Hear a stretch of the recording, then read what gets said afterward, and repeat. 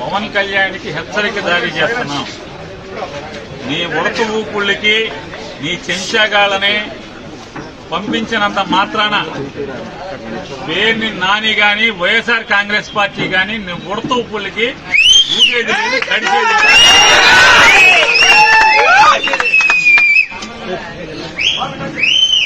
రాజకీయాల్లోకి సినిమా నటుడై 4 డాన్స్లు వేసి నువ్వు వచ్చి నీ ఇష్టానుసారం ఎవరిని పడితే వాళ్ళని నోటుకొచ్చినట్టు మాట్లాడచ్చు.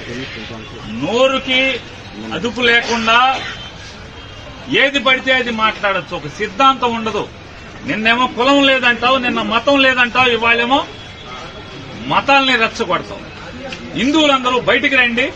అదే చర్చిలోనో మసీదులోనో ఏదైనా జరిగితే వాళ్ళందరూ రోడ్డెక్కరా, వాళ్లకు చూసి వాళ్లకున్న ఐకమత్యం కూడా హిందువులకు ఉండదా అని మాట్లాడుతుంటే ఈ రకంగా సమాజంని కులాల పరంగా మతాల పరంగా ఎన్నికల ముందు వరకు కులాల పరంగా రెచ్చగొట్టి ఇవాళ మతాల పరంగా రెచ్చగొట్టేటువంటి దౌర్భాగ్య నీచ రాజకీయాలు చేస్తున్నటువంటి పవన్ కళ్యాణ్ని ఎండగట్టాను. అయ్యా, గతంలో నువ్వేనా బ్యాప్టిజం తీసుకున్నావు? గతంలో నువ్వేనా బ్యాప్టిజం తీసుకున్నా అని చెప్పావు. నువ్వే కదా ఆయన, నువ్వేనా? మరి నువ్వే అయితే ఇవాళ యాశాలేంటి, డ్రామాలేంటి?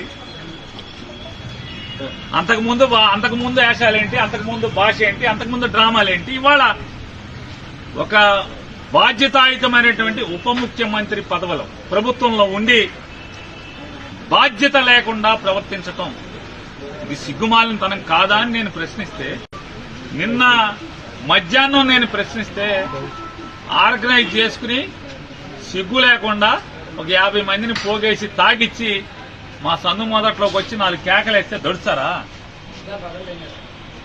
దడుస్తారా అంట? ఆగుతారా? గుడివాడ వెళ్తే కారు మీద వాళ్ళు అయితే మీ ఇంటికి మా ఇల్లు ఎంత దూరమో మా ఇంటికి మీ ఇల్లు అంతే కూడా దూరం అనేది గుర్తుపెట్టుకో.